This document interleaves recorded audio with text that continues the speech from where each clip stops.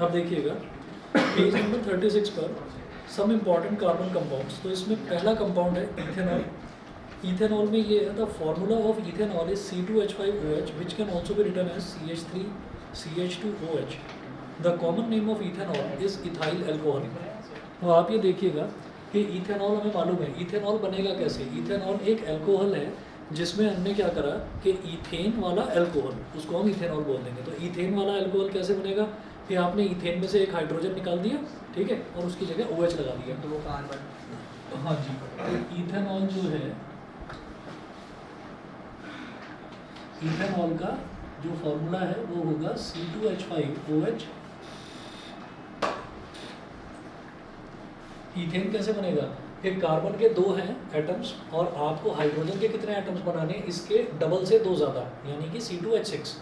Double से 2 ज़्यादा कितना हो गया, 6 हो गया, उसमें से एक कम कर दो तो H5 रह गया और आगे OH लगा दो।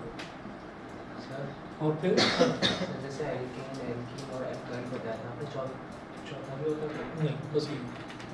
हाँ, उसके बाद हमने ये कहा कि यहाँ पर C2H5OH की जगह मैं ऐसे भी लिख सकता हूँ कि C2 है, यानी कि कार्बन जो है वो 2 हैं, तो C सिंगल बॉन्ड C, एक तो ये हो गया।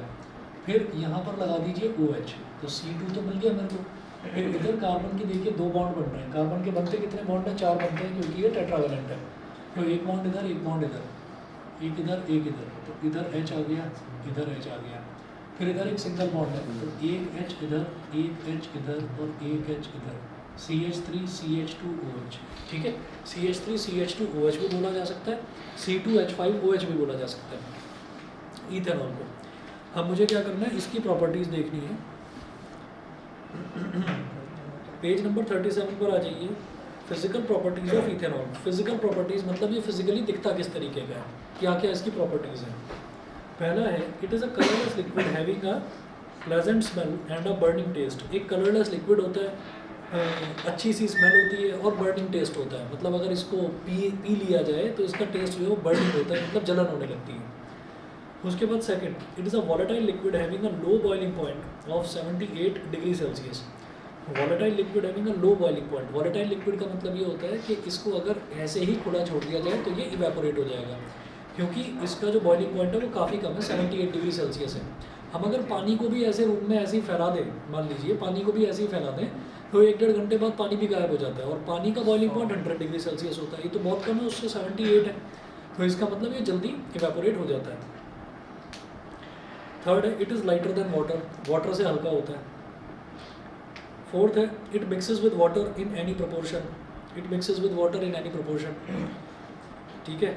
फिफ्थ है ethanol containing 5% water is called rectified spirit. Ethanol में अगर 5% पानी मिला हुआ है तो उसको क्या बोलते हैं, रेक्टिफाइड स्पिरिट बोलते हैं। स्पिरिट जानते हैं ना, स्पिरिट, रेक्टिफाइड स्पिरिट। चोट लग जाती है तो डॉक्टर जिससे पहले साफ करता है वो। तो सिक्स्थ है it does not contain any hydrogen ions so it is a neutral compound. इसमें किसी तरीके के हाइड्रोजन आयंस नहीं होते, तो ये एक न्यूट्रल कंपाउंड होता है। सेवंथ है ethanol does not have any effect on any litmus solution. Alcohol है, कोई एसिड थोड़ी है। एसिड होगा तभी तो ब्लू को रेड करेगा, या बेस होगा तभी तो रेड को ब्लू कलर करेगा। तो आप ये देखिए कि ये तो अल्कोहल है, तो अल्कोहल का मतलब ये है कि किसी भी तरीके का कोई ये लिटमस पेपर पर कोई रिएक्शन नहीं शो करेगा। Chemical properties of ethanol. पहला है combustion. Ethanol burns readily in air to form carbon dioxide and water vapour and releasing a lot of heat and light. तो इसकी कंबशन बहुत जल्दी हो जाता है इसका।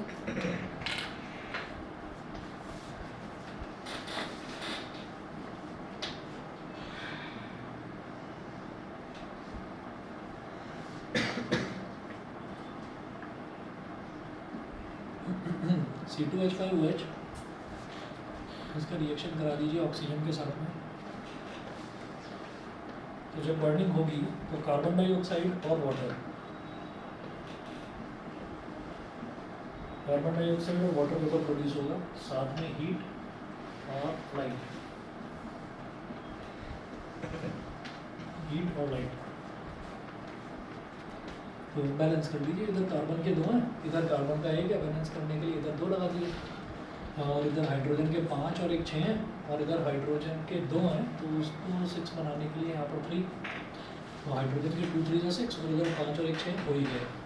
ऑक्सीजन का इधर एक है और इधर दो, एक और दो तीन है टोटल इस तरफ, और इस तरफ कितने हैं, 2 2 4 और 1 3 3, तो 4 और 3 7 है, तो इधर 3 लगा दीजिए 2 3 6 6 और 1 7, तो ये बैलेंस हो गया टोटली। उसके बाद इथेनॉल एज अ फ्यूल, जैसे मैंने आपको पहले भी बताया था कि हमारे कंट्री में भी ऐसा हो रहा है और भी कई कंट्रीज़ में ऐसा हो रहा है कि पेट्रोल के साथ इथेनॉल मिलाने की परमिशन है, और शायद मुझे ध्यान नहीं आ रहा, शायद 15% तक अलाउड है। गवर्नमेंट ऑफ इंडिया कहती है कि आप 15% इथेनॉल आप उसमें मिला सकते हैं पेट्रोल में, तो उससे ना तो व्हीकल्स के इंजन पर कोई फ़र्क पड़ता है और ना ही एटमॉस्फेयर में ऐसा होता है कि बहुत ज़्यादा पॉल्यूशन हो जाता हो, तो ऐसा कुछ नहीं होता। तो इथेनॉल इस वजह से मिक्स करने के लिए बोला जाता है क्योंकि हमारा कंट्री जो है वो sugar cane, major sugar cane producing country है, तो हमारे कंट्री में शुगर केन बहुत प्रोड्यूस होता है, तो इथेनॉल बहुत बनता है हमारे यहाँ पर। तो जब इथेनॉल बहुत बनता है और पेट्रोल हम बाहर से इंपोर्ट कराते हैं, तो उस खर्चे को थोड़ा सा बैलेंस करने के लिए उसमें इथेनॉल मिक्स कर दिया जाता है। अब देखिएगा, since ethanol burns with a clear flame giving a lot of heat, therefore it is used as a fuel. Some countries add ethanol to petrol to be used as a fuel in cars. Thus, ethanol is used as an additive in petrol. इस वजह से ethanol को petrol में additive के तौर पर use किया जा सकता है, ठीक है ना, करती है हमारी गवर्नमेंट। मतलब आप पेट्रोल पंप पर अगर पेट्रोल डलवाने जाएंगे तो उसमें पहले से ही 10 या 15% इथेनॉल मिक्स्ड आता है पहले से। सेकंड देखिएगा, oxidation.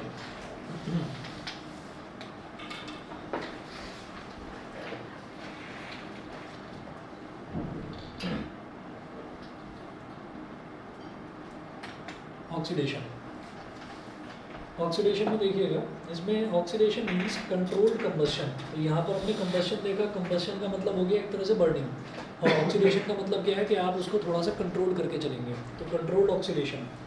Controlled combustion when ethanol is heated with alkaline potassium permanganate solution, alkaline potassium permanganate solution और acidified potassium dichromate solution, it gets oxidised to ethanoic acid. ठीक, ये रिएक्शन इंपॉर्टेंट है, important in the sense कि यहाँ पर पहली बार आप अमृत को देखेंगे। अमृत क्या होता है? अमृत nascent oxygen, nascent oxygen. Oxygen को हम हमेशा ये कहते हैं कि ऑक्सीजन जो है, ऑक्सीजन हमेशा 2, ऑक्सीजन के आगे 2 लिखा रहता है, यानी कि डाई एटॉमिक स्टेट में एग्जिस्ट करती है। लेकिन यहाँ एक रिएक्शन ऐसा है जिसमें हम ये कहेंगे कि नेसेंट ऑक्सीजन। नेसेंट ऑक्सीजन जब कोई बिल्कुल बहुत ज़्यादा किसी का कोई खतरनाक एक्सीडेंट हो जाता है, जब कोई मरने वाला होता है, ये दिखाई दे जाता है कि हाँ भाई अब इसको नहीं मिल रही है ऑक्सीजन, तो आपने सुना होगा कि भाई वेंटिलेटर पर है कोई फलाना पेशेंट, या वेंटिलेटर पर सुना होगा राजू श्रीवास्तव अभी 1-1.5 महीने तक वेंटिलेटर पर रहा था लेकिन बच नहीं पाया। तो वेंटिलेटर का मतलब ये है कि वहाँ पर उसको प्योरेस्ट फॉर्म ऑफ ऑक्सीजन मिलेगी, ताकि कैसे भी करके उसके ऑर्गन्स जो है वो धीरे धीरे काम करना शुरू करें और वो बच जाए। ठीक है, अब इसके बाद देखिएगा इसको, इसका रिएक्शन क्या है कि देखिए C2H5OH बोलो या CH3CH2OH बोलो, और नेसेंट ऑक्सीजन को, इसको हिंदी में अमृत बोल दिया जाता है। तो nascent oxygen NaSCENT, nascent oxygen. तो ये एक ही अकेला रिएक्शन है पूरी केमिस्ट्री में जहाँ पर आपको ऑक्सीजन इस तरह से लिखा हुआ दिखाई देगा। ऑक्सीजन को आपको ब्रैकेट में ऐसे डालना है, स्क्वायर ब्रैकेट के अंदर, और यहाँ पर लिखेंगे कि ये मिला कैसे, ये किसी न किसी ऑक्सीडाइजिंग एजेंट से डिराइव करा गया है। सर हमारे इस साल के सिलेबस में एक ही यहाँ पर होता ही एक ही नहीं, हमारे सिलेबस में और तो कई जगह और भी रिएक्शन इसके हैं। अब इसमें एक कैटलिस्ट की ज़रूरत पड़ती है, या तो एल्कलाइन KMnO4,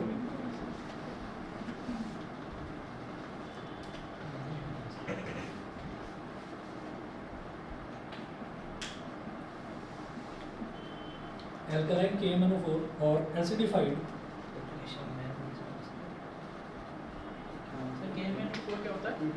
ये पोटेशियम परमैंगनेट होता है। ये वाटर को साफ़ करने के काम आता है, या फिर कोई अगर चोट लगती है ना अगर कहीं पर, तो उसको इन्फेक्शन ना हो वो लगाना, पोटेशियम परमैंगनेट। और एसिडिफाइड K2Cr2O7, ये यहाँ पे एल्कलिस्ट है, ये कैटलिस्ट है। अच्छा कैटलिस्ट। K2Cr2O7, K2Cr2O7 मतलब पोटेशियम डाइक्रोमेट तो होना चाहिए एसिडिफाइड, ठीक है। और अगर KMnO4 लेंगे पोटेशियम परमैंगनेट, तो वो होना चाहिए एल्कलाइन। एल्कलाइन मतलब बेसिक होना चाहिए। तो इनमें से कोई एक, या तो ये या फिर ये, दोनों में से कोई एक कैटलिस्ट होना चाहिए यहाँ पर। तो आपको हाँ, तो डिफ्यूजन वाले में क्या होगा, शायद से वो वाटर के अंदर वाटर के अंदर डालते हैं तो ब्लू कलर का हो जाता है। तो CH3COOH plus H2O, CH3COOH plus H2O, ठीक है। इसीलिए आपने देखा होगा कि मतलब हो सकता है मेरी बात थोड़ी मजाक वाली लगे लेकिन सच है। आपने देखा होगा कि पेरेंट्स भी आपके, अब और थोड़ा अभी तो 10th क्लास में, धीरे धीरे जैसे बड़े हो जाएंगे तो आपके पेरेंट्स भी कहेंगे बेटा इतनी रात में घर से ना बाहर मत निकला करो, खास तौर पर 11 बजे के बाद, 10 बजे के बाद। क्यों? क्योंकि उस टाइम ना पीकर चलाते हैं लोग अपनी गाड़ियाँ, और पी के उल्टी सीधी चलाते हैं। अब वो उल्टी सीधी क्यों चलाते हैं, उसका मतलब ही ये है सीधा सीधा, ऑक्सीजन कंटिन्यूसली हमारी बॉडी ले ही रही है, हमारी बॉडी कंटिन्यूसली ऑक्सीजन ले रही है। तो आप ये देखिए, और ऊपर से जनता ने इथेनॉल, मतलब अपना शराब पी ली और बस दुनिया को भूल गए, बस यही है ज़िंदगी, ठीक है। मतलब मरने की जिन्हें जल्दी होती है ज़्यादा पीने लगते हैं। तो ये C2H5OH ये घटक ली, और उसके बाद ऑक्सीडेशन तो लगातार चल ही रहा है बॉडी में। तो उससे बन क्या रहा है, उससे बेसिकली बन क्या रहा है यहाँ पर, इथेनोइक एसिड। इथेनोइक एसिड का मतलब क्या है कि पेट में जलन हो रही है, पेट में जलन हो रही है। अब जलन हो रही है तो फिर वो भागते हैं इधर उधर, और कहाँ भागेंगे, अपने घर की तरफ भागेंगे कि जल्दी घर जाऊँ, घर जाकर खाना खाऊंगा, ठीक है। तो ये जो पागलपंती होती है ना, उस पागलपंती में उल्टी सीधी गाड़ी चलाते हैं। तो इस वजह से ये जो है, ये आपको धीरे धीरे, और ये जो इथेनोइक एसिड है ना, ये इथेनोइक एसिड क्या नेचुरली होता है क्या स्टमक के अंदर, नेचुरली HCl होता है। और ये इथेनोइक एसिड पीते जा रहे हैं, पीते जा रहे हैं, पीते जा रहे हैं, तो ये इथेनोइक एसिड आपने सुना होगा कि लिवर को बर्बाद कर देता है। तो लिवर को बर्बाद करने का रीज़न ही सिर्फ इतना है कि एक तो लिवर पहले से ही एसिड प्रोड्यूस कर रहा है HCl। सर मतलब ये दारू में इथेनॉइक एसिड होता है ना, ये जो इथेनॉल है ना, इथेनॉल मतलब ही दारू है। हाँ, ये शराब ही है, वाइन, विस्की, जो भी आप कह रहे हैं। मतलब ये मेन जो अल्कोहल है जिसको लोग पीते हैं, ये वो वाला है। और इसी से अलग अलग तरीके की कैटेगरीज है कि ये वाली होती है, ये ऐसी होती है, ये वैसी होती है, वो सारी लोग बनाते हैं और उसको पीकर जन्नत पहुंच जाते हैं जल्दी, है ना। तो इसके बाद देखिएगा पेज नंबर 38 पर आ जाइए। हाँ जी बोलिए।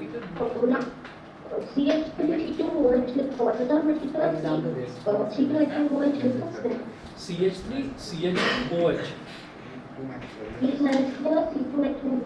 C2H5OH लिखा जा सकता है। हाँ। उसके बाद अगला देखिए, इथेनॉल की ही तीसरी प्रॉपर्टी है reaction with sodium metal. Sodium metal में ethanol reacts with sodium to form sodium ethoxide and hydrogen gas. Again वही इंपॉर्टेंट रिएक्शन है, क्योंकि और आपको कहीं, मतलब पूरे केमिस्ट्री में और कहीं ये सोडियम इथॉक्साइड आपने सुना नहीं होगा। जैसे नेसेंट ऑक्सीजन सिर्फ यहाँ पर सुना है, ऐसे ही सोडियम इथॉक्साइड नहीं सुना होगा। तो ये देखिएगा, ये रिएक्शन है रिएक्शन विद सोडियम मेटल।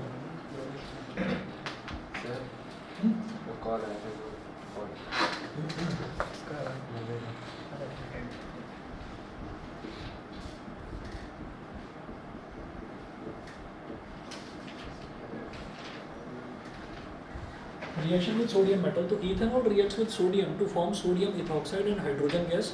तो C2H5OH इसका रिएक्शन सोडियम के साथ करा दिया।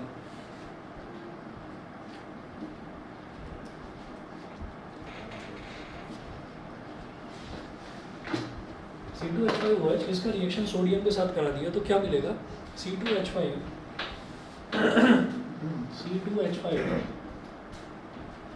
O माइनस Na+, इस तरह से। तो जैसे एक आपने देखा था सोडियम एसीटेट था CH3COONA, तो उसमें भी क्या था, उसमें हमारे पास पहले जो है एनायन लिखा जा रहा था, बाद में कैटायन लिखा जा रहा था। ये भी उसी तरीके का एक एक्सेप्शनल केस है, एक पहले एनायन और बाद में कैटायन। तो C2H5O- और Na+, ये हो गया, और साथ में plus hydrogen,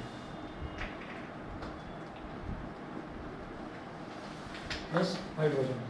this reaction is used as a test for ethanol. ये रिएक्शन यूज करा जाता है इथेनॉल के टेस्ट के लिए, कि अगर हमारे पास टेस्ट ट्यूब में इथेनॉल प्रेजेंट है तो उसको हमें चेक करना है कि वो इथेनॉल है या नहीं है। अब कैसे टेस्ट करा जाएगा, आपने थोड़ा सा सोडियम दिया और उस टेस्ट ट्यूब में आपने सोडियम डाल दिया, और सोडियम डालने के बाद में वो जो टेस्ट ट्यूब है टेस्ट ट्यूब में ये सोडियम इथॉक्साइड तो वही बना रह जाएगा टेस्ट ट्यूब के अंदर, लेकिन उसमें से ना फ्यूम्स निकलने लगेंगे। आप उस फ्यूम्स के पास क्या लेकर आओगे, सोप बबल्स लेकर आएंगे। सोप बबल्स आप बनाते हैं वहाँ पर, और वो जो सोप बबल्स हैं अगर वो बर्न करते हैं विद अ पॉप साउंड तो हम कहेंगे हाइड्रोजन गैस प्रोड्यूस होगी। हाइड्रोजन गैस प्रोड्यूस होगी तो आप कहेंगे कि हाँ भाई टेस्ट ट्यूब के अंदर इथेनॉल ही था। क्लियर है? ठीक है, CO2 के लिए लाइव वाटर टेस्ट था ना? हाँ उसके लिए लाइव वाटर टेस्ट है। ठीक है भाई, ये जो मैं आपको बता रहा था वो यहाँ पर फोटो में जो पिक्चर भी बनाकर दे रखा है नेक्स्ट पेज पर। नेक्स्ट पेज पर ये देखो, अगले पेज पर चलो, अगला पेज पर ना देखो, अरे पीछे है। अच्छा बीच में कोई पेज नहीं है? अच्छा ये है। तो यहाँ पर देखो, एक में तो गाड़ी ठोक की पिकर और एक ये पिकर साइड में फ्राई है, पुलिस वाले की गाड़ी में ठोक दिया। तो ये पिक्चर इन्होंने बनाकर दिखा रखी है, इसके साइड उसके बाद देखिएगा। नहीं, अगर आप में से किसी भी बच्चे को बुक पढ़ने की आदत है ना, तो आप देखना लखवीर सिंह ने इस तरीके की बुक लिखी हुई है ये, कि आपको पढ़कर एक तो ऐसा लगेगा जैसे सामने को टीचर बैठकर समझा रहा हो। एक एक सेंटेंस बहुत अच्छा है। और दूसरी चीज़ इसमें ये भी है कि बीच बीच में कुछ ना कुछ करामात ऐसी कर रखी है कि आपको हंसी आई जाएगी। जैसे 9th क्लास की अगर बुक देखेंगे तो उसमें मोमेंटम वाला एग्जाम्पल था, उसमें दिखा रखा था कि एक बस थी, उस बस में कम से कम 100-150 लोग लटके हुए थे बाहर, है ना। और उसमें था कि आप इस बस के मोमेंटम का अंदाज़ा लगाओ, जब ये किसी से टकरा जाएगा तो क्या होगा। तो इस तरीके का दे रखा था। चलिए जी, डिहाइड्रेशन देखते हैं। डिहाइड्रेशन का मतलब आप जानते होंगे, हाँ सर बंदे उड़ जाएंगे। उड़ जाएंगे, रोहित शेट्टी की फिल्म। चलिए जी, डिहाइड्रेशन देखिए। डिहाइड्रेशन का मतलब क्या होता है, लॉस ऑफ वाटर, जहाँ से वाटर का रिमूवल हो जाए उसको हम बोलते हैं डिहाइड्रेशन। मैंने मैम को यही बोला था, मैम ने मना कर दिया, ऐसा नहीं होता। नहीं, यही है। मैम ने कहा था केमिस्ट्री में अलग होता है, बायोलॉजी में अलग होता है। ना, डिहाइड्रेशन का मतलब ही रिमूवल ऑफ वाटर होता है इस रिएक्शन से, राइट। टीचर्स बोलने का कैसा है? हाँ मता भाई, मता हमसे पूछ लेता, हम मना कर देते। अच्छा, मतलब 10th के बाद चेंज करना होगा। हमसे नहीं, वो पूछ तो लेता। 1 मिनट तुम्हें जानने की जरूरत क्या है। जैसे जब स्कोर करोगे स्कॉलरशिप कॉल आएगी ना सर। कॉल हाँ तो आएगी, बहुतों के कॉल आएंगे ना, तो रैंक को सीधा मना कर दो। पहले ही मना कर देना। ठीक है, समझ गए। हमसे पूछ लेता, हम तेरे को पूरा डीप एक्सप्लेनेशन दे देते। चलिए जी, अब देखेंगे डिहाइड्रेशन। तो डिहाइड्रेशन का मतलब होता है रिमूवल ऑफ वाटर। तो वाटर इसमें रिमूव होगा ही होगा। तो आप देखिए रिएक्शन में भी दे रखा है, dehydration of an alcohol means removal of water molecule from it. ठीक है, removal of water molecule from it. एक एक लाइन लखमीर सिंह में से बना रखी है मैंने, वो गलत हो ही नहीं सकता। NCERT हो सकती है गलत, ये नहीं हो सकती। ठीक है, अपने ऊपर कॉन्फिडेंस नहीं है, लखमीर सिंह पर है, बस वो गलत नहीं हो सकता। एनसीईआरटी गलत हो जाएगी, बोर्ड में नंबर भी गलत ही हो जाएगी। When ethanol is heated with excess, नहीं, NCERT से ज़्यादा रेफरेंस इसका लिया जाता है। लखमीर सिंह का NCERT से ज़्यादा रेफरेंस लिया जाता है। मुझे ध्यान नहीं आ रहा, शायद प्रीफेस में भी नाम लिखा होगा। NCERT का जो प्रीफेस होता है ना हर बुक का, उसमें शुरुआत में शायद लिखा होगा नाम। When ethanol is heated with excess of concentrated sulfuric acid at 170 degrees Celsius, it gets dehydrated to form ethene. देख लीजिए वो, जब डिहाइड्रेशन की बात कर रहे हैं, चौथा रिएक्शन डिहाइड्रेशन।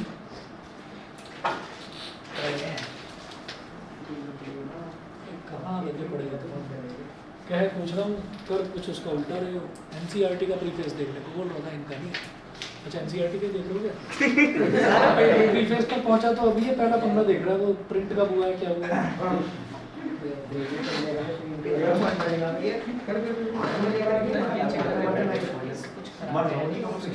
चलिए जी, देखिए CH3CH2OH। अब इसमें सर आप किसी में डैश लगाते हो, किसी में डैश का क्या मतलब है? अच्छा डैश क्यों? किसी में लगा रहे हैं, किसी में नहीं लग रहे हैं। अच्छा हाँ, कोई बात नहीं, लगा नहीं जा सकते। बोर्ड में बंदा मरा हुआ फिर भी बॉटल नहीं छोड़ा। सर नहीं मिला है। सर कहाँ पे होगा?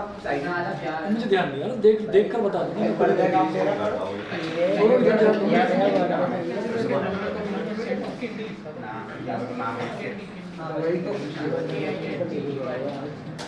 8 में लिखा है।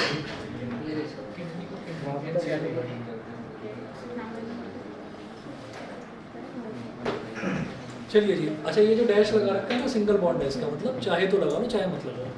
ठीक है, लेकिन जब स्ट्रक्चर बनाने को आएगा तब तो लगाने पड़ेगा। रिएक्शन में आप किसमें लगाते हैं? रिएक्शन में जरूरी नहीं है सर कैटलिस्ट में क्या लिखा हुआ? कंसंट्रेटेड H2SO4 और नीचे लिखा 170 डिग्री सेल्सियस, मतलब ये कंडीशन है इस रिएक्शन में। तो क्या मिलेगा, इथीन मिल जाएगा।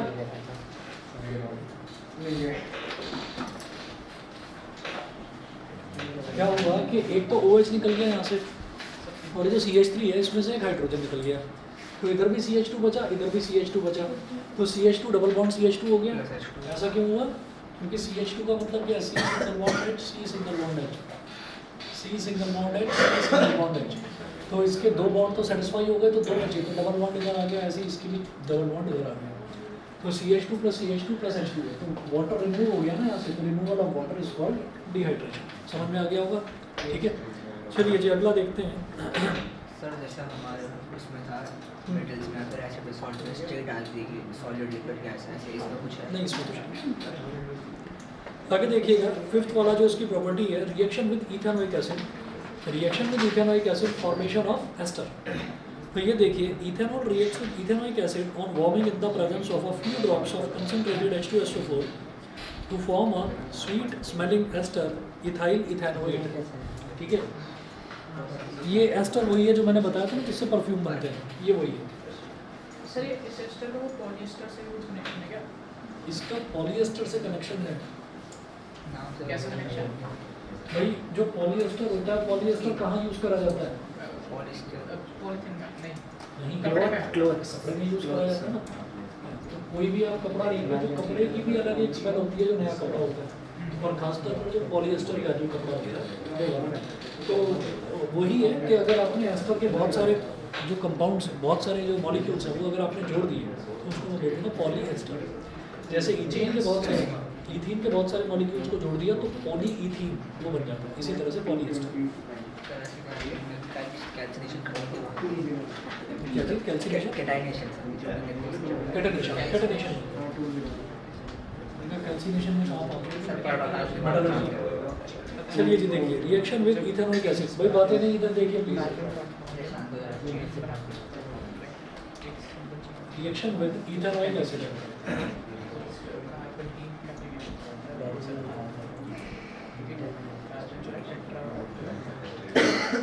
Reaction with ethanoic acid, ethanoic acid के साथ में रिएक्शन कैसे होगा? CH3COOH, CH3COOH, ये तो इथेनोइक एसिड हो गया, और इसके साथ रिएक्शन करा दिया आपने इथेनॉल का। इथेनॉल क्या है? ये CH3CH2OH लिख दो या C2H5OH लिख दो।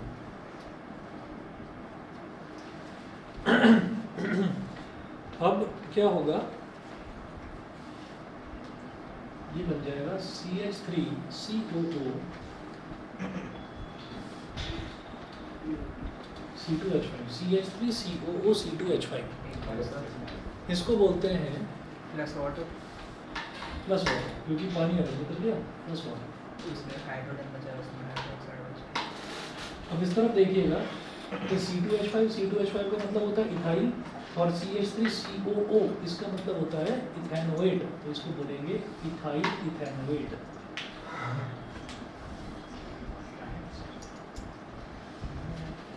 इथाइल इथेनोएट, ठीक है। और ये इसकी खुशबू बड़ी अच्छी होती है, एस्टर बोलते हैं इसको। तो पांच प्रॉपर्टीज ये हुई इसमें। सही बात है sir. The reaction in which a carboxylic acid combines with an alcohol to form an ester is called esterification. इस रिएक्शन को बोलते हैं एस्टरिफिकेशन।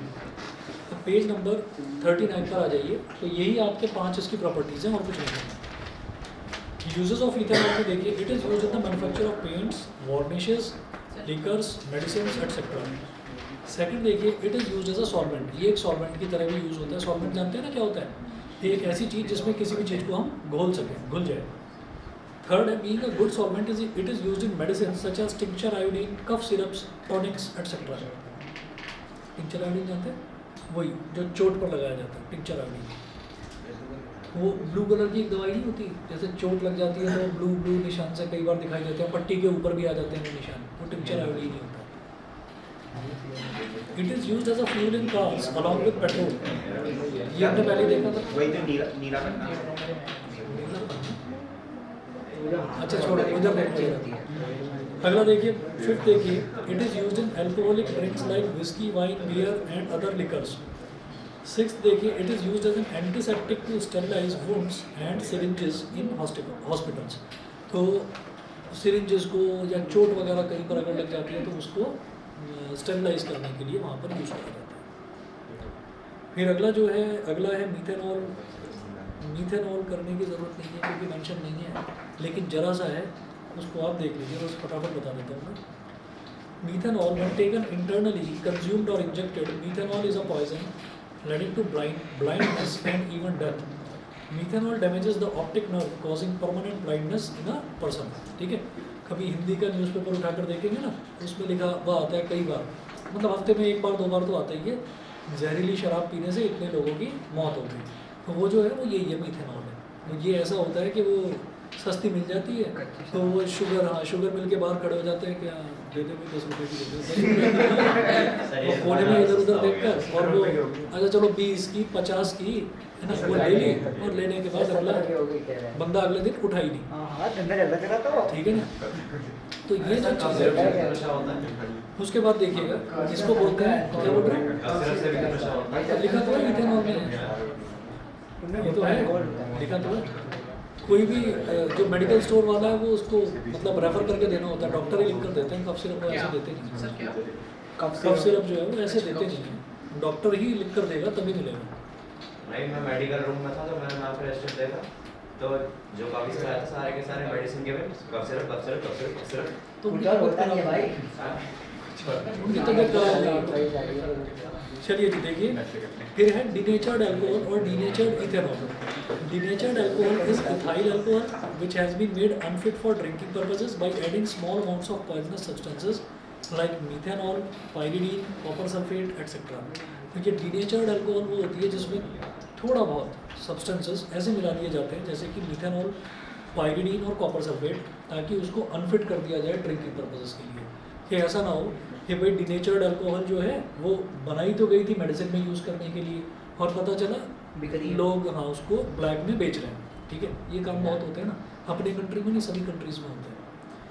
चलिए जी अगला देखिएगा, इथेनॉइक एसिड और एसिटिक एसिड। तो हमें जो कार्बन के कंपाउंड्स करने हैं उसमें एक तो इथेनॉल करना है और दूसरा करना है इथेनॉइक एसिड, ठीक है।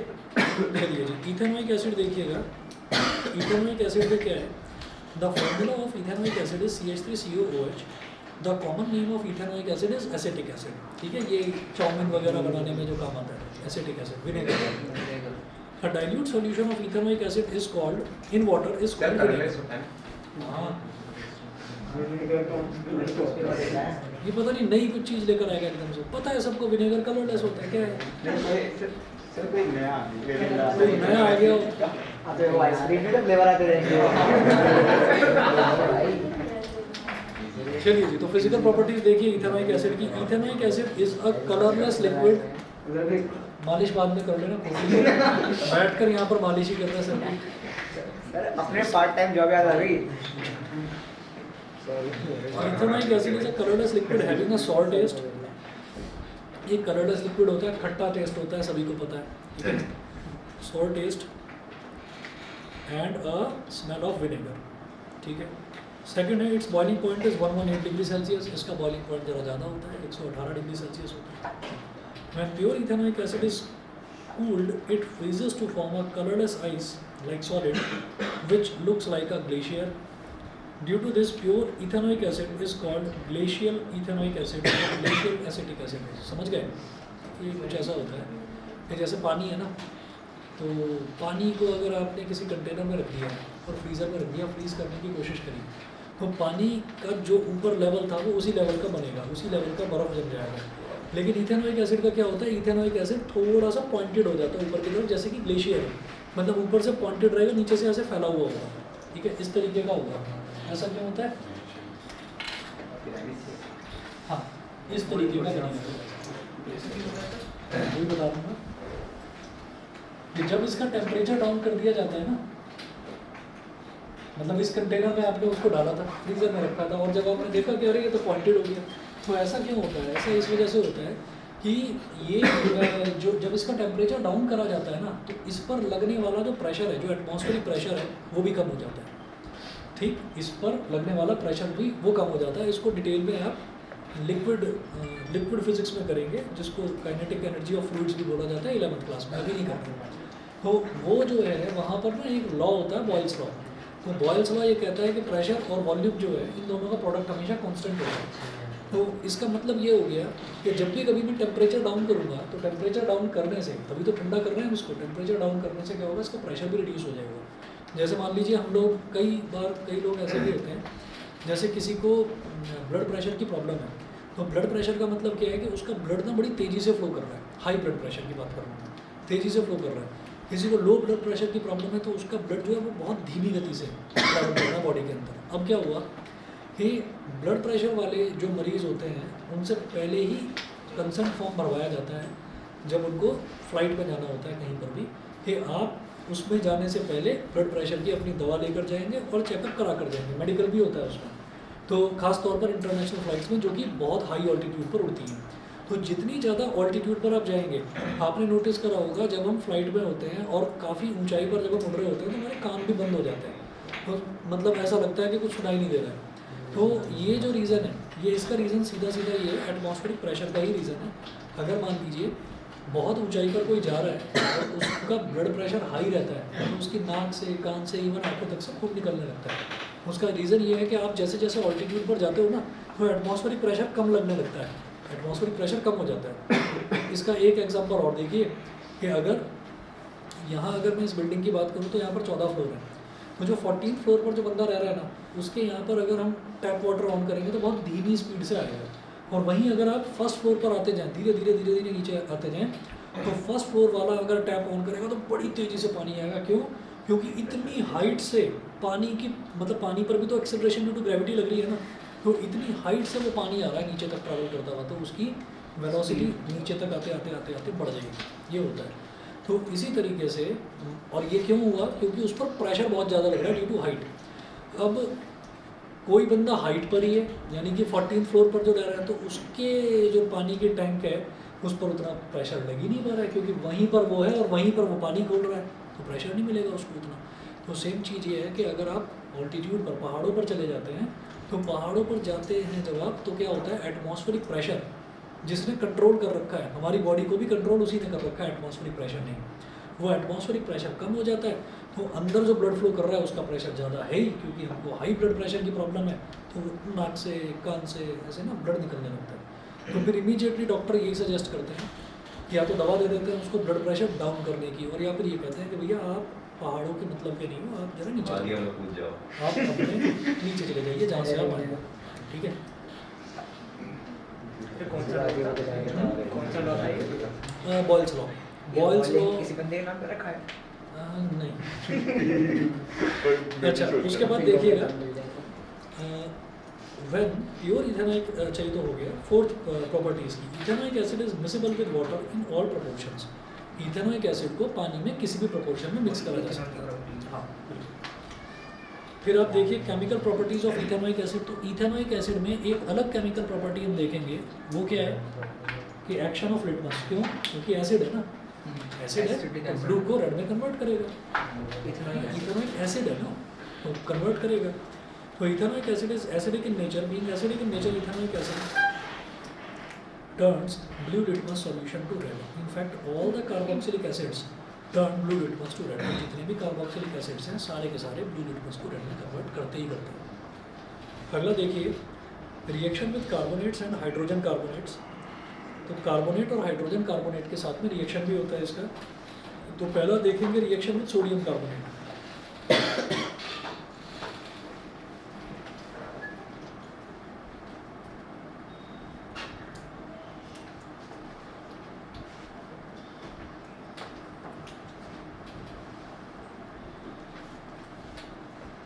Reaction with sodium carbonate. तो सोडियम कार्बोनेट के साथ में रिएक्शन कैसे होगा? CH3COOH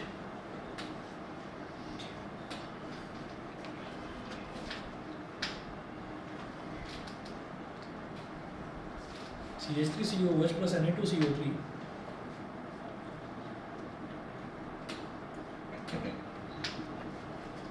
क्या बोलते हैं इसको? Sodium ethanoate plus CO2 plus H2O।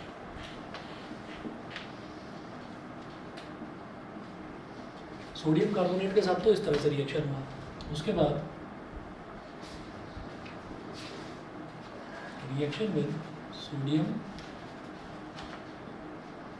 Bicarbonate का मतलब है हाइड्रोजन आ जाएगा बस बीच में। सर ये मेटल एसिड हुआ ना? न्यूट्रल तो नहीं, वीक होता है। मेटल कौन सा? जो मेटल से होते हैं जैसे हाँ, मेटल हाँ। एसिड।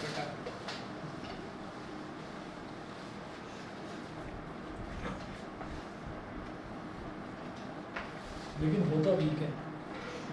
वो तो उसमें कार्बोनेट और इसका एक्सेप्शन था। CH3COOH का रिएक्शन वो आपने करा दिया NaHCO3 के साथ।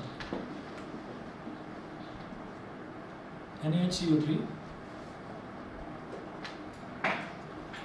यहाँ पर भी यही प्रोडक्ट मिलेगा, CH3COONA plus CO2 plus H2O। लेकिन जो फ़र्क है वो क्वांटिटी का है। यहाँ पर इसको बैलेंस करने के लिए 2 लगाना पड़ेगा, तो यहाँ सोडियम बाइकार्बोनेट के केस में क्वांटिटी आधी मिलती है, यहाँ पर उसकी डबल मिलती है। ठीक है, बस बैलेंस करके देखेंगे सिर्फ इतना अंतर है कि यहाँ पर 2 आएगा, यहाँ पर 2 नहीं आएगा। कमेंट क्या था? सोडियम बाइकार्बोनेट का कॉम्बिनेशन बताओ ना, ये तो वो आप तो याद नहीं आ रहा था, पूछा। बताओ भाई, सोडियम बाइकार्बोनेट बेकिंग सोडा।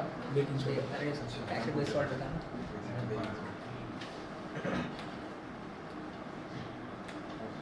चलिए जी, उसके बाद जरा देखिएगा पेज नंबर 41 पर आ जाइए। पेज नंबर 41 पर है इसकी third property, reaction with sodium hydroxide. Reaction with sodium sir hydroxide सारी रिएक्शंस आती है फिर इन्फॉर्मेशन पे दे रहे हैं आप। नहीं करनी है, लर्न करनी है। हाँ, जैसे इथेनॉल है तो इथेनॉल वाली सारी रिएक्शंस और इथेनॉल एसिड की एक रिएक्शन है बस, है ना, तो ये सारी लर्न करनी है इसमें प्रॉपर्टीज। ये भी करना रिएक्शन विद सोडियम हाइड्रोक्साइड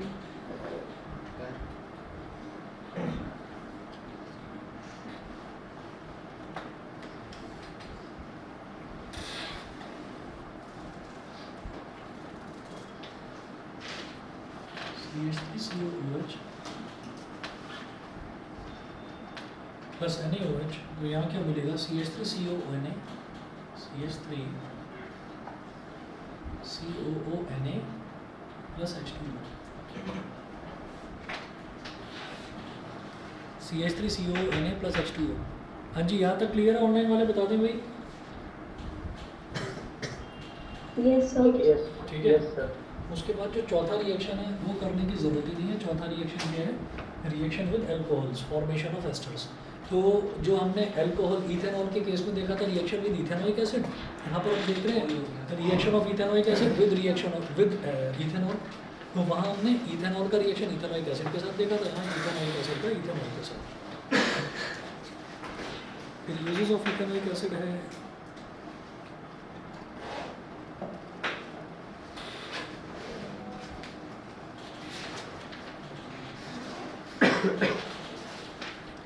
कुछ क्वेश्चंस अगली क्लास में देखते हैं। थोड़ा सा ही बचा हुआ है बस आपका, तो अगली क्लास में खत्म करवा देंगे, इसमें कुछ बचा नहीं है।